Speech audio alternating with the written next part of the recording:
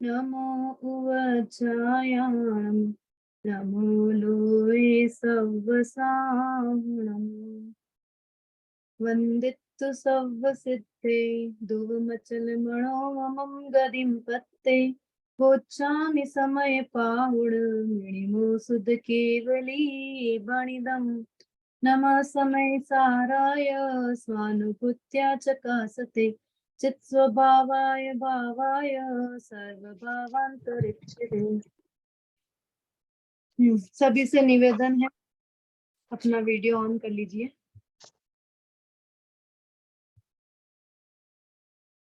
समय सार ग्रंथ आचार्य कुंद कुंद द्वारा रचित।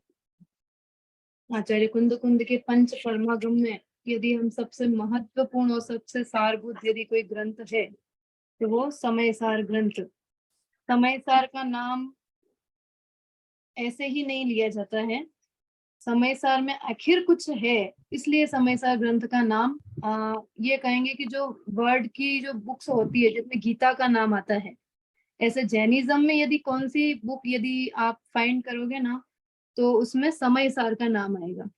क्या है इस समय सार ग्रंथ में, क्यों इस समय सार ग्रंथ को इतनी इम्पोर्टेंस दी जाती है, क्यों हम समय सार ग्रंथ को पढ़ें, आचार्य कुंद कुंद देव ने ऐसा क्या लिखा है समय सार ग्रंथ में, बहुत सारी हमें जानकारी इसको पढ़ने से मिलेगी। सर्वप्रथम हमें ये जानना आवश्यक है कि जिस ग्रंथ को हम पढ़ने जा रहे हैं या जिस ग्रंथ के बारे में हम पढ़ने जा रहे हैं उस ग्रंथ के जो टीकाकार हैं, आचार्य हैं, उनका सामान्य परिचय हमें ध्यान में होना चाहिए, नॉलेज में होना चाहिए। आचार्य कुंद कुंद का नाम हम सभी जानते हैं। आचार्य कुंद कुंद का जो जीवन परिचय है पहले भी आप लोगों ने पढ़ा होगा या शुद्धात्मा दीदी ने ये स्टार्ट किया उससे पहले लिया होगा।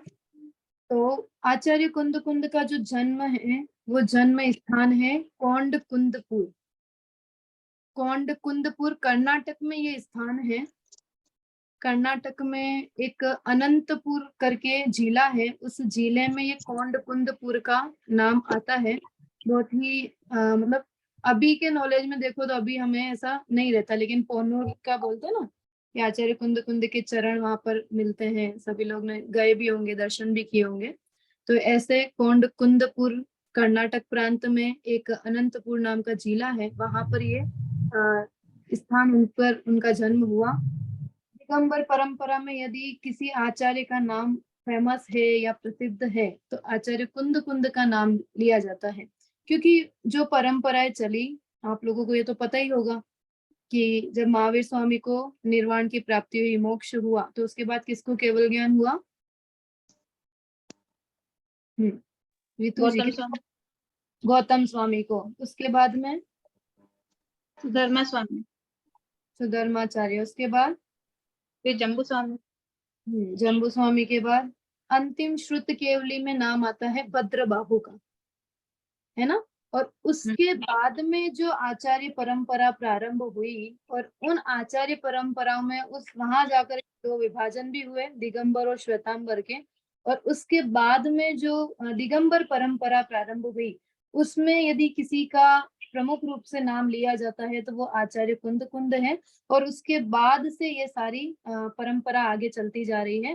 तो ऐसे आचार्य कुंद कुंद की पहचान हमारे दिगंबर परंपरा की एक शान है। आचार्य कुंद कुंद को अनेक रिद्धियां प्राप्त थी।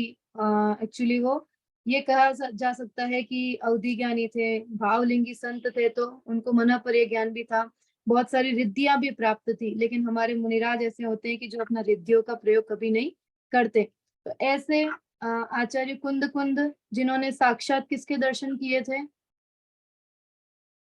सीमंदर स्वामी के। सीमंदर स्वामी के। सीमंदर स्वामी कहाँ है? यहाँ है महाविदेश कि क्षेत्र में, महाविदेश क्षेत्र में विराजमान है। विदेश क्षेत्र कहाँ है?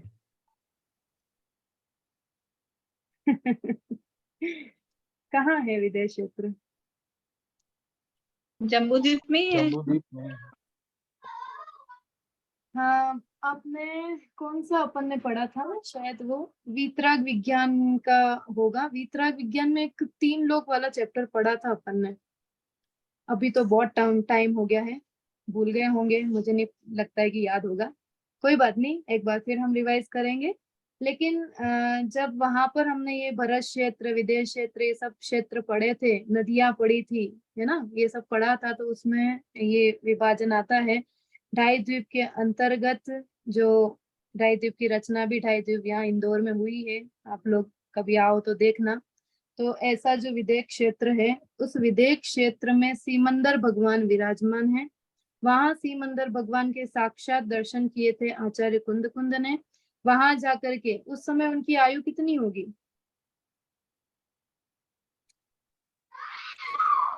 ये कहा जाता है कोई विशेष आयु नहीं थी, बहुत बड़ी आयु नहीं थी, लंबी आयु नहीं थी, लेकिन उन्होंने जब दीक्षा ली थी तो कितने वर्ष में उन्होंने दीक्षा ले ली थी? मतलब मुझे ये लग रहा है कि हमें हमारा नॉलेज बिल्कुल खत्म हो चुका है। मतलब जो आचार्य आज हमारे दिगंबर परंपरा के प्रमुख आचार्य हैं, उनके बारे में हमें बेसिक नॉलेज भी नहीं है। तीन लोग का नॉलेज नहीं है, कोई बात नहीं, आचार्य कुंद कुंद का भी नहीं है, कोई बात नहीं, लेकिन फिर भी एक थोड़ा सा सामान्य जानकारी यदि हमारे ध्यान में रहे तो अच्छा रहता है। आचार्य कुंद कुंद का 11 वर्ष में ही, बहुत कम उम्र, 11 वर्ष में आज हम देखते हैं कैसे, मतलब आज तो क्या, पहले तो ये बोलते थे कि 8 साल 9 साल तक तो बच्चे कपड़े ही नहीं पहनते हैं, और उतने में तो आचार्य कुंद कुंद दीक्षा लेकर निकल गए। अब तो ऐसा नहीं होता है, जन्मते ही बालक को कपड़े पहना दिए जाते हैं। पहले भी पहनाते थे, लेकिन जिनके पास में नहीं होते तो 8-8 9-9 साल तक तो वो ऐसे ही घूमते रहते थे। और उसके बाद में तो उतनी सी आयु में 11 वर्ष की उम्र क्या होती है, आप सभी के बच्चे होंगे, आप सभी विचार करें कि 11 वर्ष की उम्र में क्या, कितना नॉलेज होता है, कितना क्या होता है। लेकिन फिर भी आचार्य कुंद कुंद ने 11 वर्ष की अवस्था में ही मुनि दीक्षा ले ली। सीमंदर भगवान की दिव्य ध्वनि सुनने के लिए वो वहां गए। ऐसा समयसार नामक ग्रंथ लिखा, पंचास्तिकाय लिखा, पंच परमागम उन्होंने लिखे, 84 पाहुड़ की रचना उन्होंने की। उनके 5 प्रमुख नाम हैं, कौन कौन से? विकास जी, नाम तो पता ही होंगे आई थिंक। कोई बात नहीं, जिनको भी पता हो तो भी चलेगा, ऐसा नहीं है कि 5 आप ही पूरे करें। एलाचार करके। Very good.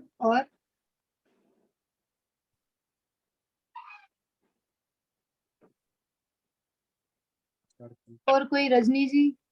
हाँ, 5 नाम है: एलाचार, वक्रगीवाचार, पद्मनंदी, गिद्ध पिछाचार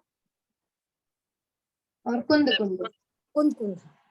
हाँ, तो आचार्य कुंद कुंद के 5 नाम हैं: एलाचार्य, वक्रग्रीवाचार्य, और गिद्ध तीसरा पिछाचार। नाम है गिद्ध पिछाचार। गद्द पिछाचार्य। और ऐसे जो आचार्य पद्मनंदी, ये उनका, ये कहेंगे कि जन्म का नाम था पद्मनंदी, तो है ना, जब बचपन का जो नाम होता है वो उनका क्या नाम था? पद्मनंदी। उसके बाद में जो एलाचार्य नाम पड़ा, वो किस कारण से पड़ा? वहाँ विदेश क्षेत्र में गए थे, इलायची तो उन्होंने कहा इलायची के आकार के कौन से आए हैं, तो उन्होंने कहा भरत क्षेत्र के कुंद कुंद आचार हैं, इसलिए उनका नाम एलाचार पड़ गया। विदेश क्षेत्र में जीवों की ये कहेंगे अवधारणा बहुत बड़ी होती है। हाँ, अवधारणा होती है, इट मीन्स हाइट, जो उनकी हाइट होती है वो बहुत होती है। तो अपने जैसे जीव, भरत क्षेत्र के जीव यदि वहां जाएंगे तो ऐसे छोटे से लगते हैं, जैसे अपने सामने चींटी समझ लो कि अपन चींटी को देख रहे हैं, ऐसे ही वहां के जीवों के सामने अपना जो शरीर है वो इतना लगता है, इतना छोटा सा लगता है। तो उनको देख करके ये विचार है कि ये कौन है इलायची के आकार का, एकदम छोटा सा, तो इनका नाम क्या पड़ गया? एलाचार्य। उसके बाद में वक्र ग्रीवाचार्य उनका नाम है, वो क्यों पड़ा? मैं बताऊं क्या देवी? आप तो बताओगी, और कोई? राष्ट्री जी, नरेश जी, रितु जी। वो शास्त्र लिखते लिखते उनकी शायद गर्दन ऐसे ही हो गई थी, तो वक्र ग्रीवाचार्य, ग्रीवा यानी गर्दन। ग्रीवा इट मीन्स होता है गर्दन, संस्कृत का वर्ड है ग्रीवा, है ना, इसका मतलब होता है गर्दन, हमारी जो गर्दन होती है। तो वक्र, वक्र मीन्स होता है टेढ़ी, तो जब वो सीमंदर भगवान की दिव्य ध्वनि सुन करके जब भरत क्षेत्र में पुनः उनका आगमन हुआ, तो यहाँ आकर के उन्होंने 84 पहुड़ की रचना करी। और 84 पहुड़ लिखते लिखते मतलब ये कहा जाएगा कि उनको इतने मग्न हो गए थे कि उनकी गर्दन ऐसी हो गई थी लिखते लिखते, तो इसलिए उनका नाम ही पड़ गया था वक्र ग्रीवाचार्य। लिखते लिखते ऐसे ऐसे ऐसे लिखते लिखते उनकी गर्दन जो टेढ़ी हो गई थी, तो इसलिए उनका नाम लिया जाता है वक्र ग्रीवाचार्य। ठीक है, अध्वनंदी हो गया, एलाचार्य हो गया, वक्र ग्रीवाचार्य हो गया। अगली क्लास में ये सारे पूछूंगी रीजन, क्या रीजन है। ठीक है, नेक्स्ट चौथा नाम क्या बताया, अनम्यूट करके बोले जो भी बोल रहा है। गिद्ध पिछाचार्य। गृध्द पिछाचार्य। गृध्द पिछाचार्य नाम क्यों लिया जाता है? वो गृध्द पिच्ची रखते थे। नहीं नहीं नहीं नहीं, नहीं ऐसे गृध्द नहीं पक्षी। था। ठीक है, लेकिन जब वो विदेश क्षेत्र से गमन कर रहे थे, लौट रहे थे, तो उस समय मार्ग में उनकी पिच्छी गिर गई, है ना। तो मार्ग में पिच्छी गिर गई, तो अब बिना मुनिराज बिना पिच्छी कमंडल के तो गमन करेंगे नहीं, तो इसलिए उनको वहां पर एक गृध्द पक्षी है, उसकी उन्होंने पिच्छी गिरी हुई थी, तो उस पिच्छी को उन्होंने अपनी पिच्छी बनाई और उसको प्रयोग में लिया। इस कारण से वो जो पक्षी था उसका नाम गृध्द था, इसलिए उनका नाम क्या पड़ गया, गृध्द पिच्छाचार्य, है ना। उनकी जो पिच्छी थी वो पिच्छी उन्होंने प्रयोग में ली, गृध्द पक्षी की पिच्छी प्रयोग में ली, इसलिए उनका नाम पड़ गया गृध्द पिच्छाचार्य। तो गृध्द का मतलब गिद्ध होता है क्या? गिद्ध ही पक्षी समझ लो, हाँ वही है, गिद्ध पक्षी ही है ना। जी। तो इसलिए उनका नाम पड़ गया गृध्द पिच्छाचार्य। गृध्द पिच्छाचार्य। और आचार्य कुंद कुंद, जब मुनि दीक्षा ली जाती है, तो ये तो हम सभी जानते हैं कि नाम परिवर्तन होता है ना। तो नाम परिवर्तन हुआ तो उनका नाम क्या हो गया, आचार्य कुंद कुंद, मतलब कुंद कुंद था, उसके बाद में उनको पदवी प्राप्त हुई तो आचार्य कुंद कुंद। ठीक है, ये 5 नाम आचार्य कुंद कुंद के हैं। इस प्रकार से आचार्य कुंद कुंद ने ये 84 पहुड़ की रचना करी, जिसमें पंच परमागम के नाम ये तो आते ही होंगे। समय सार, प्रवचन सार, पंचास्तिकाय, नियम सार और अष्टपाउर भी।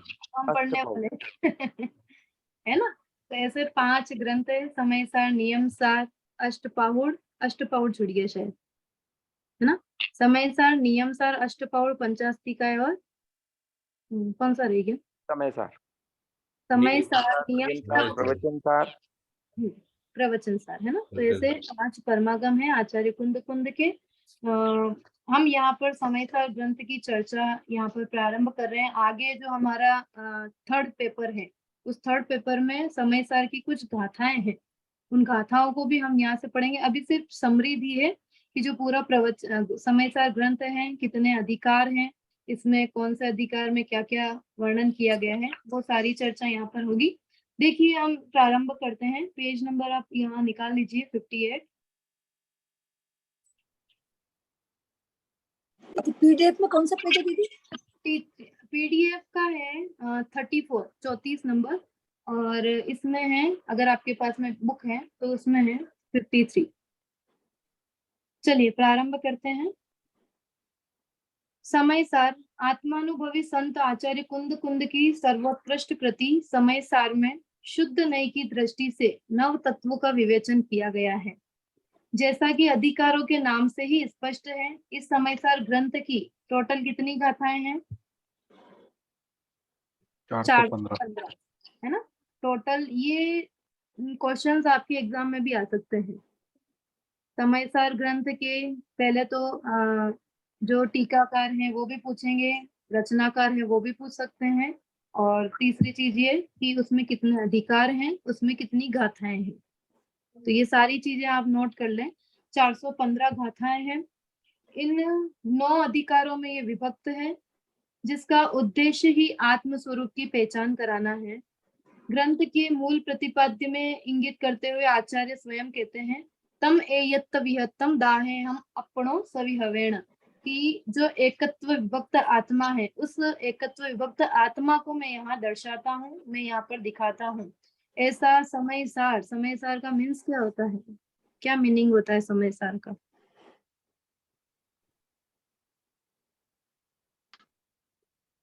में अलग शुद्ध अलग मीनिंग दिए हुए हैं। समय अर्थात जो 6 द्रव्य है उसमें से सारभूत आत्म द्रव्य है, उसे समय सार कहेंगे। एक अर्थ ये भी होता है। और भी कुछ था, ये एक ध्यान है मुझे। समय सार, समय इट मीन्स होता है आत्मा, और सार इट मीन्स इसको एक्सप्लेन करना। समय यानी आत्मा का सार जिसमें बताया गया है वो समय सार है। उसमें आगे आगे सब बताया कि 6 द्रव्यों की अपेक्षा से भी बताया, 7 तत्वों की अपेक्षा से भी बताया, जो 5 अस्तिकाएं हैं उसकी अपेक्षा से भी बताया। तो इस प्रकार से अलग अलग अपेक्षाओं से भी इसका अर्थ किया गया है। मूल जो इसका अर्थ है समय इट मीन्स आत्मा, और आत्मा का सार जिस ग्रंथ में बताया है वो समय सार है ना। तो ऐसे समय सार ग्रंथ में आचार्य कुंद कुंद अपनी एकत्व विभक्त जो आत्मा है उस आत्मा को यहाँ पर दर्शा रहे हैं। स्पष्ट है कि स्व से अभिन्न और पर से भिन्न शुद्धात्मा का दर्शन ही इस कृति का मूल प्रतिपाद्य है। इसी उद्देश्य की पूर्ति के लिए इस ग्रंथ में विभिन्न विषय समाविष्ट किए हैं। इस ग्रंथ की रचना विस्तार रुचि वाले उत्तम शिष्यों के लिए की गई थी, जैसा कि आचार्य जयसेन आचार्य ने टीका लिखी। कौन सी टीका लिखी? अच्छा, इस समय सर ग्रंथ पे कितनी टीकाएं हैं पहले ये और बता दो मुझे। जयसेन आचार्य की तो तात्पर्य वृत्ति है। चलो एक क्वेश्चन और आपको देती अमृतचंद्र आचार्य की आत्मख्याति। रुक जाइए रितु जी जो भी हैं, रुक जाइए। के लिए क्वेश्चन है अगली क्लास के लिए। समयसार ग्रंथ में जो आज टीकाकार हैं उन टीकाकार के नाम, कौन सी टीका उन्होंने लिखी, उस टीका का नाम ये आपको बताना है। अगली क्लास में मैं आपसे पूछूंगी, ठीक है। उसके बाद में जो अधिकार विभक्त कर रखे हैं, तो कौन से अधिकार में किस अपेक्षा से वर्णन है, इतना सिर्फ आपको पता होना चाहिए, ठीक है। ये 3 चीजें मैंने आपको बताई। आचार्य कुंद कुंद का परिचय नहीं पूछ रही हूँ, सिर्फ जो समयसार ग्रंथ है उसके जो टीकाकार की बात यहाँ पर हमें करनी है। तो उन टीकाकार के नाम और टीकाकार कौन सी टीका लिखी उन्होंने, उस टीका का नाम, और इसमें कितने कलश हैं, कितनी गाथाएं हैं, और के कौन से अधिकार में किस प्रकार से वर्णन है। सामान्य जानकारी है, अधिकार का वर्णन अभी हम पढ़ेंगे। सिर्फ आपको ध्यान में रखना है कि उसमें किस प्रकार से वर्णन किया गया है। देखिए यहाँ पर देखते हैं हम, आचार्य जयसेन जिन्होंने तात्पर्य वृत्ति टीका लिखी, आचार्य अमृतचंद्र देव ने कौन सी टीका लिखी? आत्मख्याति। बहुत बढ़िया, आत्मख्याति टीका लिखी। देखिए, अथ शुद्ध परमात्म तत्व प्रतिपाद्यन मुख्यत्वेन विस्तार रुचित शिष्य प्रतिबोधनार्थम श्री कुंद कुंद आचार्य देव निर्मिते समय सार प्राप्त ग्रंथे। अब शुद्ध परमात्मा तत्व के प्रतिपादन को मुख्य लेकर यहाँ पर जो विस्तार रुचि वाले हैं उनकी बात यहाँ पर की गई है, लेकिन जिनकी रुचि अधिक नहीं है, जो पूरा समय सार 415 गाथाओं में नहीं पढ़ना चाहता है, उसके लिए कितनी गाथाएं लिखी? 12। बहुत बढ़िया, 12 गाथाएं लिखी। मतलब यदि हमें कितना इंटरेस्ट है वो हम पे डिपेंड करता है कि यदि हमें पूरा समय सार पढ़ने का मन नहीं है, क्योंकि जनरली हम देखते हैं ना, जब भी आत्मा आत्मा की बात आती है तो बोरियत सी लगती है कि क्या बोरिंग टॉपिक लेकर के बैठ गए, है ना। क्योंकि आत्मा एक्चुअल में है क्या, वो चीज कोई समझने ही नहीं जाता है। ये सब बोलते हैं कि हम दुखी हैं या हम सुखी हैं, लेकिन वो कौन है, ये कौन पहचान करना चाहता है कि कोई नहीं। तो इसलिए जब भी आत्मा की बात की जाती है तो आत्मा की बात को हमेशा इग्नोर किया जाता है, साइड में किया जाता है कि क्या आत्मा आत्मा आत्मा, है ना। तो ऐसे जीवों के लिए भी आचार्य कुंद कुंद को भी इस प्रकार का विचार आया होगा कि इस पंचम काल में किस किस प्रकार के जीव होंगे। तो इसलिए उन्होंने 12 गाथाओं में ही निपटा दिया, फिनिश कर दिया कि भाई 12 गाथा पढ़ लो, आपके लिए उतना ही काफी है। तो इसलिए जो जिनको कम रुचि है, अल्प रुचि है, उन जीवों के लिए 12 गाथा तक, और जिनको विस्तार से जानना है उनके लिए 415 गाथा में समय सार लिखा गया है। इस ग्रंथ के नाम की व्युत्पत्ति बताते हुए आचार्य जयसेन इसके प्रतिपाद्य को निम्न प्रकार से स्पष्ट करते हैं। देखिए, हिंदी पढ़ती हूँ। जिसके सम्यक ज्ञान होता है वह समय अर्थात आत्मा है, अथवा एकमेक रूप से गमन का नाम समय है। प्रारब्ध से तात्पर्य है सार शुद्ध अवस्था को कहते हैं, अतः आत्मा की शुद्ध अवस्था का नाम समय प्रारब्ध है। ये समय प्रारब्ध क्या है, क्यों लिया ये समय प्रारब्ध? समय सार का ही नाम है समय प्रारब्ध। हाँ, प्रारब्ध यानी सार। हाँ, समय सार को ही समय प्रारब्ध भी कहा जाता है। तो इसलिए समय का मीनिंग बताया आत्मा, और प्रारब्ध इट मीन्स क्या बताया? सार, है ना। तो आत्मा का सार संस्कृत में कहा जाएगा समय प्रारब्ध, और बाकी हिंदी में समय सार। ठीक है। इसलिए ये जिसे सम्यक ज्ञान प्राप्त करना है, सम्यक दर्शन की प्राप्ति करनी है, ऐसे समय सार के समय प्रारब्ध को हमें पढ़ना है। इसलिए यहाँ पर लिखा प्रकर्षण असमन्तात भूतम इति प्राकृतम, जो उत्कृष्टता के साथ सब ओर से भरा हुआ हो, जिसमें पदार्थों का पूर्वापर विरोध रहित सांगोपांग वर्णन हो, उसे समय प्राकृत कहते हैं। इस ग्रंथ में समय अर्थात आत्मा समस्त पदार्थों का सांगोपांग स्टार्टिंग से एंड तक पूरी तरीके से जिसमें वर्णन किया गया है, ऐसा यह समय प्राकृत है। समय शब्द की व्युत्पत्ति देते हुए आचार्य अमृतचंद्र देव भी कहते हैं, समयत एकत्वेन युगपज्जनाति गच्छिते चेति निरुत्ते, अर्थात एक साथ समस्त पदार्थों को जाने वह समय है। आत्मा का मीनिंग क्या है? आत्मा मतलब क्या? जो जानता देखता है ना, जो उपयोग में ही है वो आत्मा है। तो जो जानता देखता है, जो संपूर्ण लोकालोक को जानता है, तो ऐसे इसलिए यहाँ पर कहा एक साथ समस्त पदार्थों को जाने, ऐसा केवल ज्ञान वही शुद्ध आत्मा है ना। शुद्ध आत्मा को दिखाने का प्रयत्न कर रहे हैं यहाँ पर। इसलिए यहाँ कहा एक साथ समस्त पदार्थों को जाने, समय समयत एकत्वेन एक साथ, युगपज्जयानि जो जानता है, गच्छति चेति निरुक्ते उसको कहते हैं समय प्रारब्ध।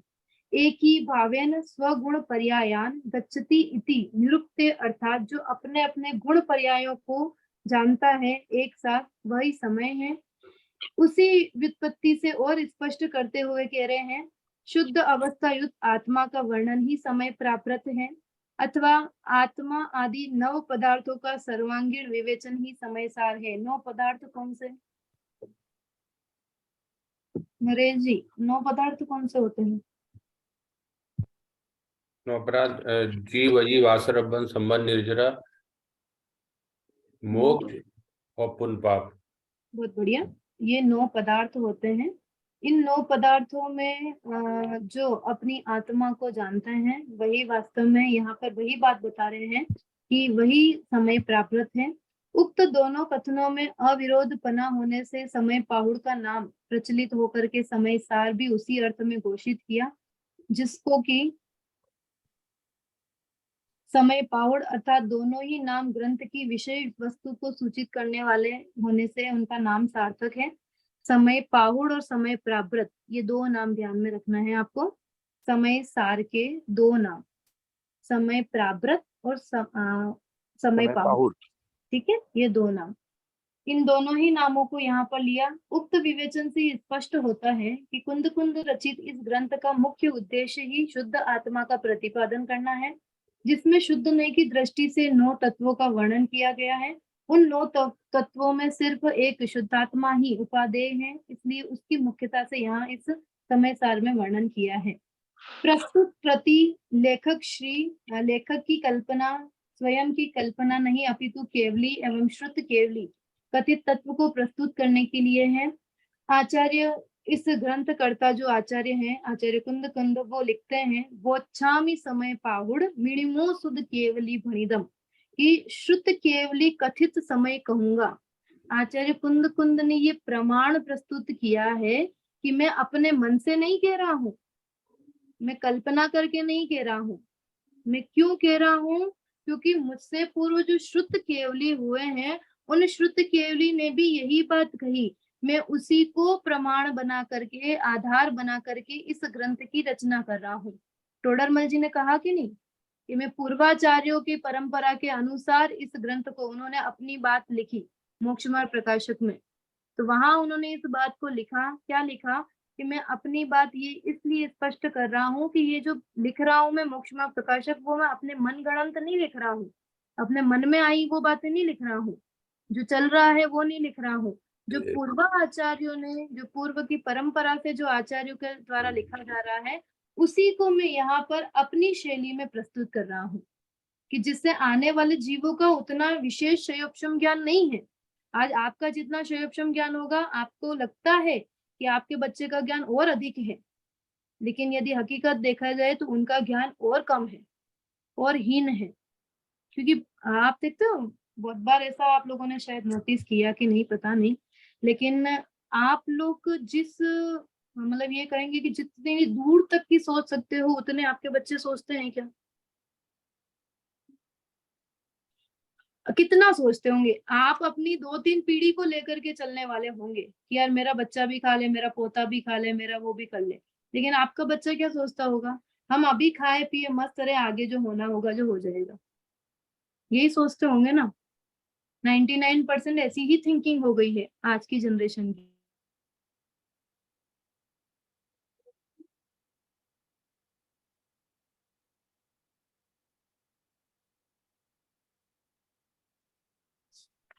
आवाज आ रही है क्या? आ रही है दीदी, आ रही हाँ, एक्चुअली लाइट चली गई ना तो बंद हो गया बीच में। हाँ, तो ये बताना चाह रही हूँ मैं कि हम जो ये सोचते हैं कि ये इन्होंने अपने मन से लिख दिया होगा या अपने मन गढ़ंत बातें करी होगी, तो ऐसा नहीं है। उन्होंने ये प्रमाण प्रस्तुत किया। वो चामी समय पाहुड़ मिणिमो शुद्ध केवली यानी श्रुत केवली भणिदम, यानी कि उनके अनुसार कह रहा हूं मैं कि जो आज श्रुत केवलियों ने कहा है वही मैं बात यहाँ पर लिख रहा हूँ। यह समय सार शास्त्र आगम का भी आगम है, आगमों का भी आगम है। लाखों शास्त्रों का सार इसमें है। जैन शासन का यह एक स्तंभ है। साधक की यह काम धेनु है, कल्प वृक्ष है। इसकी हर एक गाथा 6वें 7वें गुण स्थान में झूलते हुए महामुनि के आत्म अनुभव से निकली हुई है। ये किसके पढ़ने लायक ग्रंथ है?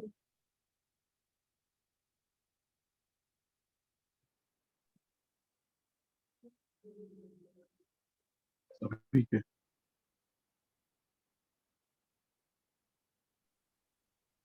साधक के।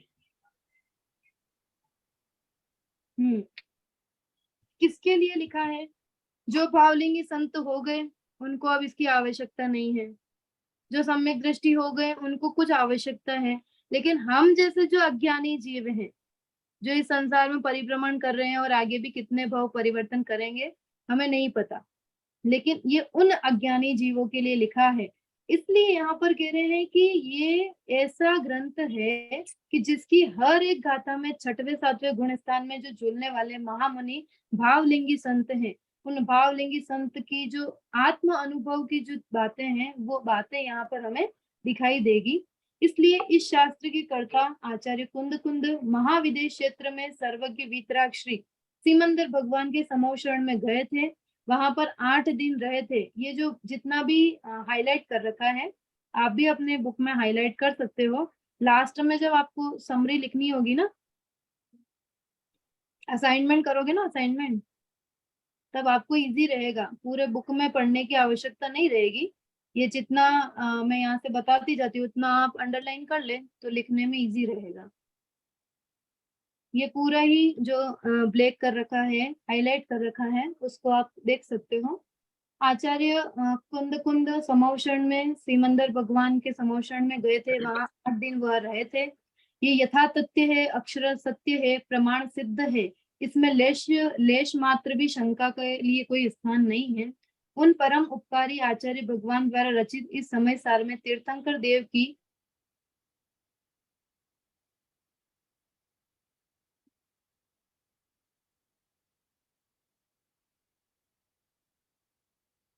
दीदी आपकी आवाज चली गई। सह आवाज नहीं आ रही क्या? नहीं अभी आ आ रही रही है, आवाज। पहले कुछ देर के लिए चली गई थी। अभी आ रही हम्म। आ रही अरे आ रही है दीदी आवाज। ठीक है, यहाँ ना इतनी बारिश हो रही है तो पता नहीं क्या हो रहा है। चलिए कोई नहीं। ऐसे आचार्य अमृतचंद्र देव ने जो टीका लिखी वो सहज बहुत ही सरल है। आचार्य अमृतचंद्र द्वारा इसे नाटक का बाना पहनाने के कारण ही कुंद कुंद त्रयी नाटक त्रयी के नाम से भी यह प्रसिद्ध है। नाटक त्रयी में 3 ग्रंथ आते हैं। कौन कौन से? नाटक त्रयी। रजनी जी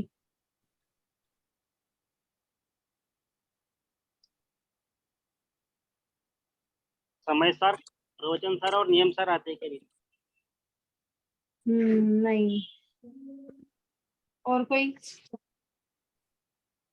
बनारसी दास जी का समय सार नाटक होती थी। नहीं नहीं नहीं नहीं नहीं। पंच परमागम से बताना है आपको।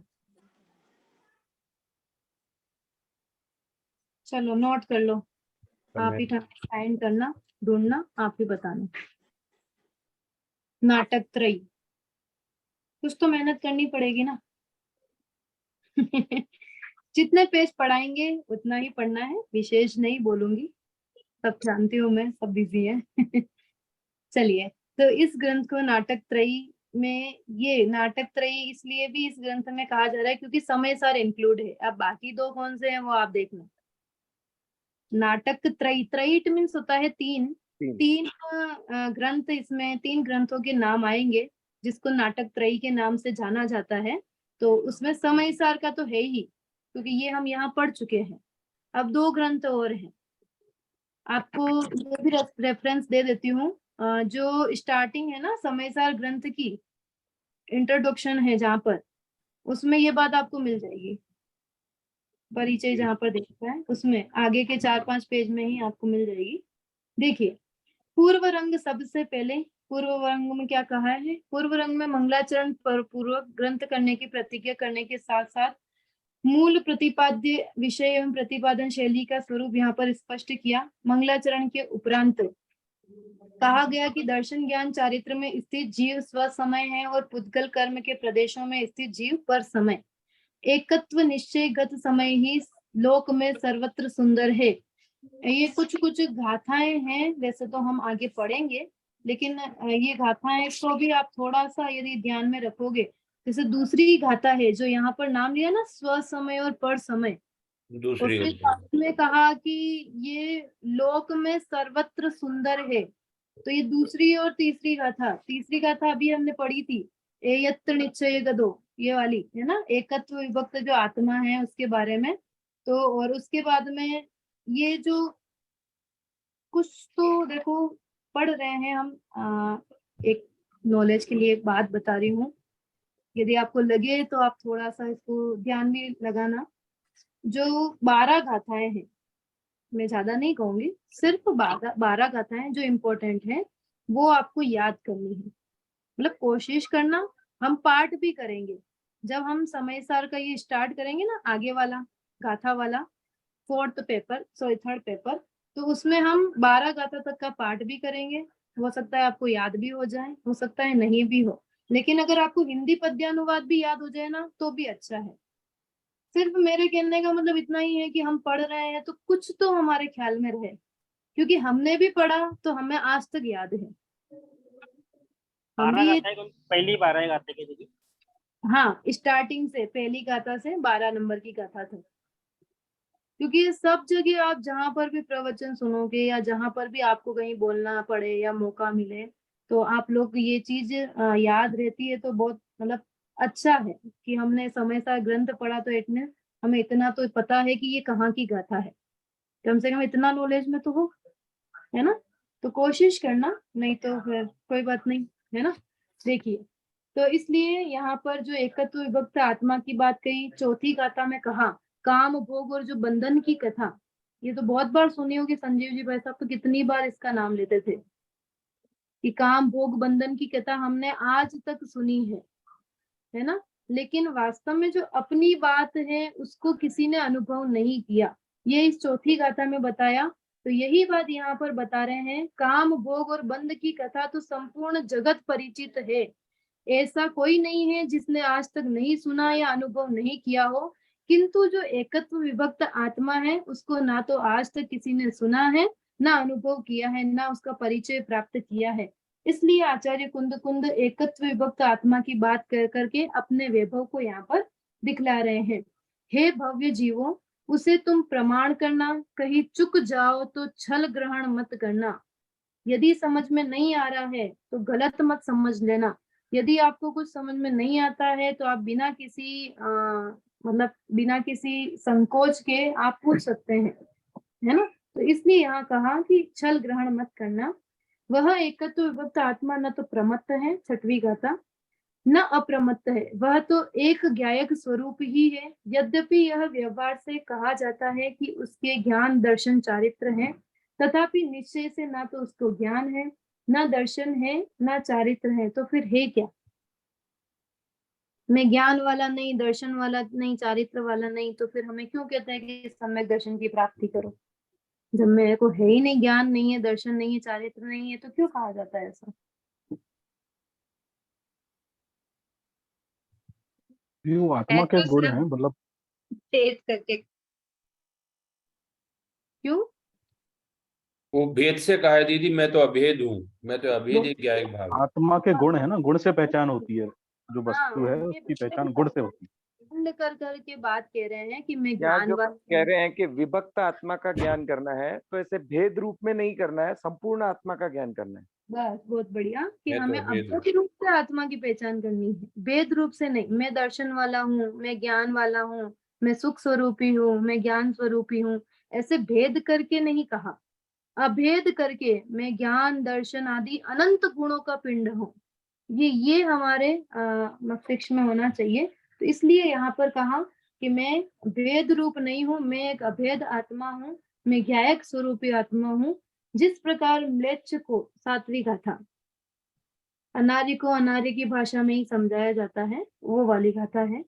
जिस प्रकार म्लेच्छ को म्लेच्छ भाषा बिना समझाया नहीं जाता, उसी प्रकार व्यवहार के बिना अर्थ निश्चय को नहीं समझाया जा सकता।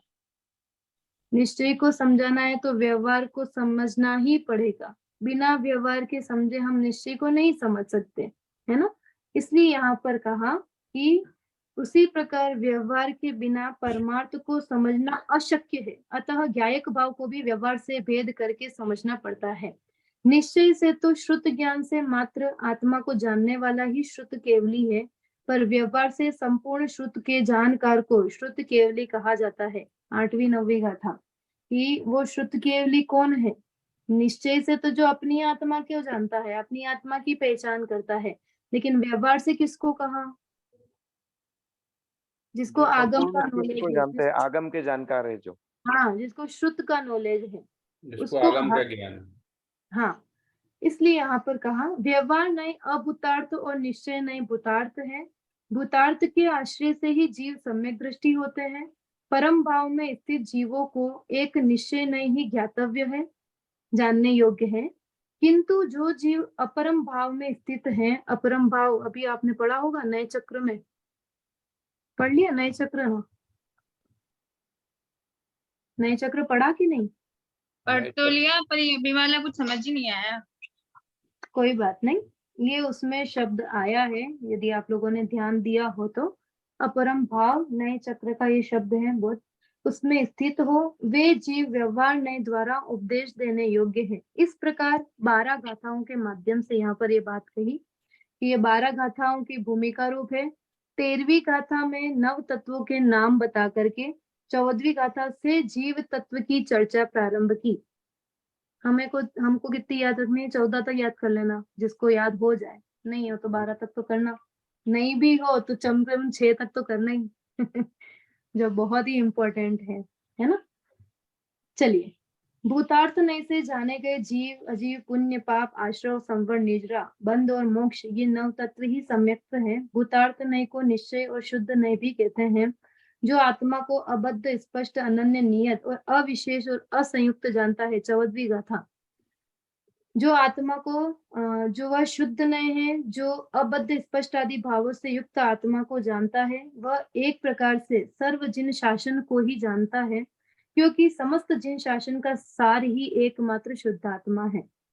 प्रेरणा देते हुए आचार्य कहते हैं, साधु पुरुषों को दर्शन, ज्ञान, चारित्र का नित्य सेवन करना चाहिए, क्योंकि वे तीनों निश्चय से एक आत्मा ही है। जिस प्रकार धनार्थी पुरुष राजा को जानकर 17वीं गाथा। आप लोगों ने गुरुदेव श्री को नहीं सुना होगा, आई थिंक, क्या पता सुना है कि नहीं। गुरुदेव श्री ने इस 17वीं गाथा पर सबसे अधिक प्रवचन किए होंगे, कि जो वहां पर ये उदाहरण दिया है कि जो पुरुष है, देखो यहाँ पर लिखा भी है, जिस प्रकार धनार्थी पुरुष राजा को जानकर उसका श्रद्धान करता है। मुझे धन चाहिए तो मैं किसके पास जाऊंगा? वीरेंद्र जी, आपको अभी कुछ पैसे की जरूरत है तो पहले किसके पास जाओगे? या तो जिसके पास आपके पैसा होगा उसके पास। हाँ, बहुत बढ़िया, अपने बॉस के पास में, या जो राजा होगा जिसके पास पैसा है। वही बात यहाँ कही है कि एक धनार्थी पुरुष जिसको पैसे की आवश्यकता है, वो किसके पास जाएगा? राजा के पास। उसी प्रकार प्रयत्न पूर्वक फिर उसी का अनुसरण भी करता है। उसी प्रकार ये जो मोक्षार्थी जीव है, जिसको मोक्ष की इच्छा है, जो मोक्ष प्राप्त करना चाहता है, इस जीव के लिए कह रहे हैं कि वो कौन से राजा के पास जाएगा? जीव रूपी राजा के पास में, है ना, कि वह जीव रूपी राजा को जानता है, उसी का श्रद्धान करता है, उसी का अनुचरण करता है और उसी में जब रमन जमन करता है। तो इसलिए यहाँ पर कहा, जो जीव द्रव्य कर्म, भाव कर्म, नो कर्म। क्या है ये द्रव्य कर्म, भाव कर्म, नो कर्म? ये 3 प्रकार के कर्म है। जो ज्ञानावरण आदि जो कर्म है वे द्रव्य कर्म है 8 प्रकार के, और भाव कर्म जो आत्मा में मोह राग द्वेष के परिणाम होते हैं वे भाव कर्म है, और शरीर इत्यादि जो संयोग प्राप्त हुए हैं ये नो कर्म में आते हैं। बहुत बढ़िया। ये इस प्रकार से द्रव्य कर्म, भाव कर्म और नो कर्म को आत्मामय एवं आत्मा को द्रव्य कर्म, भाव कर्म और नो कर्म में मानता है, वह अज्ञानी है। अज्ञानी जीव, पुद्गल आदि परद्रव्य व परभावों के असद्भुत आत्म विकल्प करता है, एवं ज्ञानी वस्तु स्वरूप को जानता हुआ परद्रव्य एवं परभावों में असद्भुत आत्म विकल्प नहीं करता। ये असद्भुत व्यवहार नहीं, सद्भुत व्यवहार नहीं, ये सारा ही नए चक्र का ही विषय है। इसलिए नए चक्र को पहले लिया गया है पेपर फर्स्ट में, कि पेपर सेकंड में, सॉरी, कि जिससे आपको ये जितने भी यहाँ पर इस टाइप के वर्ड्स आएंगे, शब्द आएंगे, तो आपके ख्याल में आए, तो आपने यदि पढ़ा हो तो वो चीज आपको दिमाग में आएगी कि होता क्या है असद्भुत, सद्भुत, है ना, शुद्ध नए, परम शुद्ध निश्चय नए, ये सारी चीजें उसमें नए चक्र में थी। अज्ञानी को समझाते हुए आचार्य कहते हैं कि उपयोग में जीव द्रव्य यदि पुद्गल द्रव्यमय हो जाए, या पुद्गल द्रव्य यदि जीवत्व को ही प्राप्त हो, तो पुद्गल द्रव्य को अपना कहा जा सकता है, किंतु ऐसा नहीं होता है।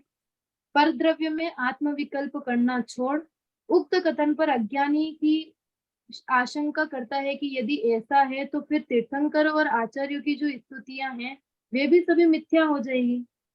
क्या कह रहे हैं यहाँ पर? तो समझ में आया? 2 लाइन पढ़ी मैंने। ये बताया गया है कि जीव द्रव्य जो है वो कभी पुद्गल नहीं हो सकता और पुद्गल कभी जीव नहीं हो सकता है, क्योंकि हाँ। ऐसा अगर हो जाए तो फिर आप परद्रव्य में मतलब उसको अपना मान सकते हैं, अपना कह सकते हैं पुद्गल देखिए, को। हाँ, कि यदि जीव द्रव्य पुद्गल द्रव्य में हो जाए या पुद्गल द्रव्य जीव द्रव्य में हो जाए, तो फिर ये जो पर द्रव्य के प्रति हमारा आत्म विकल्प है, उस विकल्प को भी जो पर के प्रति विकल्प है वो भी छूट जाना चाहिए। इस प्रकार की यदि कोई जीव आशंका करता है, तो पर द्रव्य संबंधी जो विकल्प है, वो पर द्रव्य संबंधी जो विकल्प है, उस विकल्प को छोड़ने के लिए यहाँ पर तीर्थंकर और उनकी बात कही आचार्यों की, कि आप कह रहे हो कि परद्रव्य संबंधी विकल्प भी नहीं होना चाहिए, तो उनको भी तो आया स्तुति लिखने का, ग्रंथ लिखने का, पाठ करने का, उनको भी तो विकल्प आया, तो उनको भी नहीं आने चाहिए था। इसलिए पहले ये बात कही कि व्यवहार को निश्चय यदि समझना है तो व्यवहार को समझना पड़ेगा। यदि हम व्यवहार को नहीं समझेंगे तो हम निश्चय को नहीं समझ सकते। इसलिए यहाँ पर कहा कि उक्त कथन पर अज्ञानी आशंका करता है कि यदि ऐसा है तो फिर तीर्थंकर और आचार्यों ने भी तो स्तुतियां की है, वे सभी मिथ्या हो जाएंगी। और यदि वे मिथ्या नहीं है तो फिर आत्मा देह ही है, ऐसा हम मानते हैं। इसलिए यहाँ पर समाधान किया कि यदि नए विभाग द्वारा कहते हुए व्यवहार नहीं से जीव और शरीर को एक कहा जाता है, निश्चय नहीं से नहीं। शरीर और आत्मा की बात भक्तामर में पूरे में आदिनाथ भगवान की स्तुति की है। तो आदिनाथ भगवान की स्तुति उनके आत्म गुणों से करनी चाहिए थी, लेकिन उसमें तो सारी शरीर संबंधी गुणों की विवेचना की है। तो क्यों की? क्या जरूरत है उनकी? हम जो ये पढ़ते हैं ना 10 अतिशय जन्म के, 10 केवल ज्ञान के अतिशय, तो ये सब तो शरीर की वो है। तो हम क्यों पढ़े? हमें क्या उससे फायदा है? व्यवहार से बताया, हाँ, ये व्यवहार से बताया है। ये व्यवहार व्यवहार से बताया। समझेंगे तो निश्चय समझ में आएगा। व्यवहार का थोड़ा सा लोभ दिया जाता है ना, ये लोभ है कि यदि हमें पुण्य करना है, हमें अच्छी सामग्री प्राप्त करनी है, अनुकूल संयोगों की प्राप्ति करनी है, या तीर्थंकर जैसी पदवी की प्राप्ति करनी है, तो जीवन में ये सब होना आवश्यक है। वहां पर व्यवहार को ही लागू करना पड़ेगा। आप यदि निश्चय की बातें करोगे तो वहां पे ये कार्य नहीं हो पाएगा। इसलिए व्यवहार की यहाँ पर इम्पोर्टेंस बताए कि व्यवहार होना भी, व्यवहार को समझना, नए विभाग की बात कर रहे हैं यहाँ मुख्यतः से, कि नए विभाग को समझना बहुत आवश्यक है। नहीं तो ये जो ऊपर बात कही है असद्भुत सद्भुत, ये आपको समझ में नहीं आएगा कि किस अपेक्षा से बात चल रही है ना। इसलिए देखिए अब आगे क्या कह रहे हैं। अतः पुद्गल में देह की स्तुति करते हुए जिन देव की स्तुति मानना व्यवहार कथन है, निश्चय कथन नहीं। निश्चय से शरीर के गुण केवली के नहीं होते, अतः शरीर की स्तुति से केवली की स्तुति नहीं होती, अपितु केवली के स्वद्रव्याशित गुणों की स्तुति से ही उसकी वास्तविक स्तुति है। उक्त निर्णय कर जो जीव इंद्रिया व मोह को जीत करके अन्य द्रव्यों से पृथक आत्मा को ज्ञान में जानते हैं, वे जितेंद्रिय है, जित मोही कहलाते हैं। जब यही जित मोही साधु मोह की सत्ता में से भी क्षीण कर देता है, तब वो क्षीण मोही भी कहा जाता है। जैसे लोक में कोई पुरुष पर वस्तु को पर जान करके छोड़ देता है, वैसे ही ज्ञानी पुरुष समस्त प्रकार के पर द्रव्यों एवं पर भावों को पर जान करके छोड़ देते हैं। सीरियल या मूवीज तो सभी देखते होंगे, देखते हो कि नहीं देखते? छोड़ दी, देखते हैं जी। देखते होंगे, ऐसे उपयोग लगा के नहीं देखते होंगे, नहीं देखते तो होंगे। या ड्रामा देखते होंगे, नाटक देखते होंगे, जो उसमें रोल करते हैं, जो पार्ट करते हैं, कोई भी सीरियल हुआ या कोई भी कुछ भी हुआ, तो वो जो पार्ट करते हैं तो वो अपने आप को उस पार्ट से भिन्न मानते हैं कि नहीं। जैसे अनुपमा सीरियल कोई देखता हो तो अनुपमा जो है रूपाली गांगुली, रूपाली, तो वो अपने आप को उससे भिन्न मानती है कि नहीं, कि रोती रहती है अपने रियल लाइफ में, भिन्न मानती है कि नहीं उससे भिन्न। ऐसे ही यहाँ पर सम्यक दृष्टि जीव के लिए कह रहे हैं कि वो शरीर के साथ में रहता हुआ भी कैसे शरीर से अपने आप को भिन्न मानता है, कि जैसे वो टीवी सीरियल वाले या मूवीज वाले ये मानते हैं कि ये हमारी रियल लाइफ नहीं है, तो नाटक चल रहा है, वैसे ही वो सम्यक दृष्टि जीव प्रति समय अपने आप में ये अनुभव करता है कि ये जो शरीर है, ये जो परद्रव्य है, ये जो स्त्री पुत्र कुटुंब आदि है, ये मेरे कैसे हैं, ये वास्तविक स्वरूप मेरा नहीं है, ये मेरे कोई नहीं है, ये परद्रव्य है, मेरा जीव द्रव्य तो एक अलग ही है। जैसे उनकी रियल लाइफ एक अलग ही है, वैसे ही सम्यक दृष्टि अपने अंतर में ये विचार करता है कि मेरा जो जीवन है, मेरा जो आत्म स्वरूप है, वो इन सब द्रव्य से भिन्न है।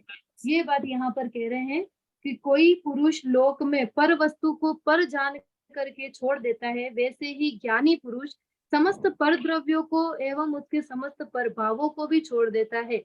पर वस्तु को पर जान करके उसका ग्रहण न करना ही त्याग है, प्रत्याख्यान है।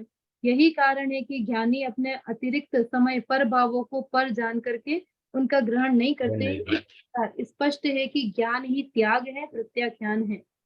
मोह एवं धर्मादि द्रव्य मेरे कुछ नहीं है, मैं तो एकमात्र उपयोग मात्र हूँ, ऐसा जानने वाले को मोह से निर्ममत्व एवं धर्मादि से निर्ममत्व कहा जाता है। ज्ञानी यह जानता है कि निश्चय से परमाणु मात्र पर द्रव्य मेरा नहीं है, अणु अणु स्वयं में लीन है, ऐसी बात यहाँ पर कह रहे हैं। मैं तो एक शुद्ध दर्शन ज्ञान में सदा अरूपी हूँ, इस प्रकार इन 38 गाथाओं में आचार्य ने शुद्ध नय से शुद्ध जीव का स्वरूप बताकर अज्ञानी की मान्यता एवं उस मान्यता का हेतु भी इस प्रकरण में दर्शाया है। ये इस प्रकार से यहाँ पर पूर्व रंग तक की अपन ने ये चर्चा की। अब यहाँ पर ये जो जीवा जीवा अधिकार है और कर्ता कर्म अधिकार, ये सारे ही अधिकारों की चर्चा है। पेज नंबर शायद अपना 96 तक है। जीवा जीवा अधिकार का हम थोड़ा सा पढ़ लेते हैं, जैसे ये 2 पेज के हैं, आगे 10 मिनट लगेंगे, ले लें। हाँ दीदी ले लीजिए, कोई बात नहीं। चलिए देखिए, इस जीवा जीवा अधिकार में, इस अधिकार में पर पदार्थों से भिन्न जीव के शुद्ध स्वरूप के प्रतिपादन के साथ साथ जीव से संबंध रखने वाले उन सभी पदार्थों को अजीव बतलाया है। जीवा जीवा अधिकार, जीव प्लस अजीव दोनों ही तत्व का यहाँ पर वर्णन है, जीव का भी और अजीव का भी। ठीक है, वो जो जीव द्रव्य है वो शुद्ध, जो जीव के शुद्ध स्वरूप में नहीं है अथवा अजीव द्रव्य तो अजीव ही है, सात औपाधिक भाव भी अजीव ही है। 7 कौन से औपाधिक भाव?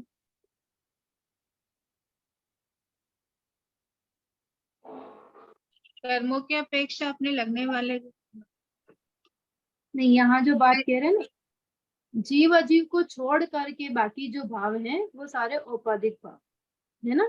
तो इसमें सारे ही ले लेना, आश्रव, बंध, संवर, निजा, मोक्ष, पुण्य, पाप, ये सब। ठीक है, तो ऐसे जो औपाधिक भाव है वो भाव भी अजीव ही है, किंतु जीव का वास्तविक स्वरूप न जानने वाले औपाधिक भावों को ही जीव मान लेते हैं। अतः आचार्य अज्ञानी द्वारा जीव माने गए औपाधिक भावों का वर्णन करते हुए उन मान्यता को विपरीत सिद्ध करते हैं। जीव अजीव दोनों ही अनादिकाल से एक क्षेत्रावगा संयोग रूप से मिले हुए हैं। एक क्षेत्रावगा क्या होता है? एक ही क्षेत्र में जो भिन्न भिन्न द्रव्य रहते हैं उस प्रकार के संबंध को एक क्षेत्रावगा संबंध कहते हैं, जैसे शरीर और आत्मा। बहुत बढ़िया, शरीर और आत्मा, दूध और पानी, ये जय एक जय क्षेत्र रूप से रहते हैं। अनादि काल से ही पुद्गल के संयोग से जीव अनेक विकार सहित अवस्थाएं हो रही है। परमार्थ दृष्टि से देखने पर प्रतीत होता है कि जीव अपने चेतनत्व आदि भावों को नहीं छोड़ता और पुद्गल अपने मूर्तिक जड़त्व आदि को नहीं छोड़ता। रह दोनों एक साथ रहे हैं, लेकिन पुद्गल अपना कार्य करना नहीं छोड़ता और जीव अपना कार्य करना नहीं छोड़ता। मतलब जीव पुद्गलमय नहीं होता और पुद्गल जीवमय नहीं होता। दोनों एक साथ रहते हुए भी भिन्न भिन्न रूप से ही रहते हैं। दोनों अपने अपने स्वभाव में ही रहते हैं। जो परमार्थ को नहीं जानते वे संयोग अध्यवसान आदि भावों को ही जीव कहते हैं, परंतु पुद्गल से भिन्न जीव का स्वरूप सर्वज्ञ को दिखाई देता है। सर्वज्ञ की परंपरा को आगम से जाना जा सकता है। जिनके मत में सर्वज्ञ नहीं है वे अपनी बुद्धि से अनेक प्रकार की कल्पना करते हुए कहते हैं कि अध्यवसान ही जीव है, कर्म ही जीव है, नो कर्म ही जीव है, अध्यवसानों में तीव्र मंद अनुभाग ही जीव है, कर्म का उदय ही जीव है, कर्म का फल भी जीव है, जीव व कर्म मिले हुए हैं, कर्मों के परस्पर संयोग से मिला हुआ जीव है। हम कैसा मानते हैं? ये जो 3 लाइनें पढ़ी, हम कैसा मानते हैं? एक क्षेत्र में रहते हुए भी सर्वथा भिन्न है। ये जो जितनी भी बातें गई ना यहाँ पर कि कर्म का उदय ही जीव है, अभी आपको भूख लगेगी तो भूख किसको लगी? शरीर को लगी, शरीर लेकिन को दौड़ लगी। कौन जाएगा? दौड़ के हाँ? कौन जाएगा? किचन में दौड़ के कौन जाएगा? खाना खाने के लिए अपनी पत्नी से कौन कहेगा? शरीर ही कहेगा, शरीर करेगा। शरीर ही आत्मा भाव करेगा। करेगी, आत्मा सिर्फ सिर्फ भाव भाव करेगी। करेगी। हम भाव राग- करते हैं ना, राग करेगा। हाँ, कि ये राग भाव जो हमारा है या हमें खाने के प्रति जो वासना है, इच्छा है, तो यही कह रहे हैं कि हमने कर्म को, हमारा उदय आया कैसा? तृषा का, भूख का, क्षुधा का, और हमने उस कर्म को अपना मान करके उस रूप कार्य किया कि भूख किसको लगी? मुझे लगी। कर्म उदय में तो सबके आते हैं, मुनिराजों के भी आते होंगे, जब एक बार आहार करके आ जाते होंगे और फिर उनको क्या विकल्प नहीं आता होगा? क्या आता होगा कि नहीं आता होगा? ये बताओ पहले। उदय तो आता ही होगा ना। विकल्प तो आ सकता है ना, अब वो उदय में जुड़ते नहीं होंगे, वो अलग बात है। वो उसमें जाता नहीं, वो उसमें घमंड नहीं करते हैं, वो उस रूप नहीं होते, लेकिन विकल्प आने की तो स्वतंत्रता है ना, जी। कि उसमें भी कोई रोक टोक सकता है। तो वो यही कह रहे हैं कि हम कर्म को ही अपना मान लेते हैं, कर्म के फल को ही हम अपना मान लेते हैं। यही बात यहाँ कह रहे हैं कि जीव कर्म को ही जीव मान लेता है, कर्म के उदय को भी जीव मान लेता है, कर्म के फल को भी जीव मान लेता है। तो इसलिए यहाँ कह रहे हैं कि उक्त समस्त कथन उचित नहीं है, क्योंकि 8 प्रकार के कर्म दुख के हेतु है और पुद्गलमय है, एवं अध्यवसान आदि भाव भी पुद्गल निष्पन्न होने से पुद्गल स्वरूप ही है, अतः ये जीव के नहीं हो सकते। शास्त्रों में इन भावों को व्यवहार से आत्मा का कहते हैं, परंतु निश्चय से ये आत्मा के नहीं है। निश्चय नहीं से जीव के स्पर्श रस गंध वर्ण भी नहीं है, शरीर संस्थान सहनन आदि भी नहीं है, राग द्वेष आदि भाव भी नहीं है, प्रत्यय कर्म नो कर्म भी नहीं है, वर्गणा मार्गणा वर्गणा वर्ण स्पर्धक आदि ये भी आत्मा के नहीं है। मार्गणा स्थान अध्यात्म स्थान, अनुभाग स्थान, योग स्थान, बंध स्थान, उदय स्थान ये भी नहीं है। मार्गणा स्थान, स्थिति बंध स्थान, संक्लेश स्थान, विशुद्धि स्थान, संयम लब्धि स्थान भी नहीं है। न ही जीव के जीव स्थान और गुण स्थान है। तो हम तो गुण स्थान में जाते हैं, हम मतलब मुनिराज भी जाते हैं, हम भी जाते हैं। हम कौन से गुण स्थान में हैं? पहले। पहले गुण स्थान, बहुत बढ़िया। ये भी है कि नहीं है? जी गुण स्थानातीत तो नहीं है नहीं नहीं नहीं, गुणस्थान में तो रहेंगे हम, जीव है तो गुणस्थान में रहने वाले हैं। कि हम पहले गुण स्थान में हैं, मिथ्या तो गुण स्थान में है, और मुनिराज छठे सातवें गुणस्थान, और सम्यक दृष्टि चौथे चौथे पांचवें, गुणस्थान में।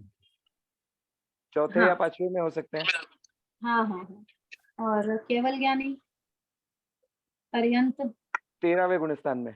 बहुत बढ़िया। तो ये जो बात कर रहे हैं कि ये जितने भी हम अपने आप को ये मानते हैं ना, हम इस गुण स्थान वाले हैं, हम पहले गुण स्थान वाले हैं, हम 6वें गुण स्थान वाले, 7वें गुण स्थान वाले, अपने आप को इस रूप मानते हैं। तो यहाँ ये कह रहे हैं ना मैं गुण स्थान वाला हूँ, ना मैं मार्गणा स्थान वाला हूँ, ना मैं स्पर्श रस गंध वर्ण वाला हूँ, ना मैं पुद्गलमय हूँ, किसी प्रकार का मैं नहीं हूँ।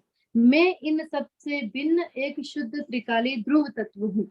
ये यहाँ पर कहते हुए कह रहे हैं कि ये जितने भी वर्णादि भाव हैं ये सब मेरे नहीं है। उक्त गुण स्थान आदि जितने भी ये भाव है ये सिर्फ व्यवहार से इस जीव के कहे जाते हैं, पर निश्चय से ये जीव के नहीं है, क्योंकि उक्त समस्त भाव उपयोग गुण से रहित है और जीव उपयोग गुण वाला है। ठीक है, मेन पॉइंट बता दिया कि ये क्यों नहीं है।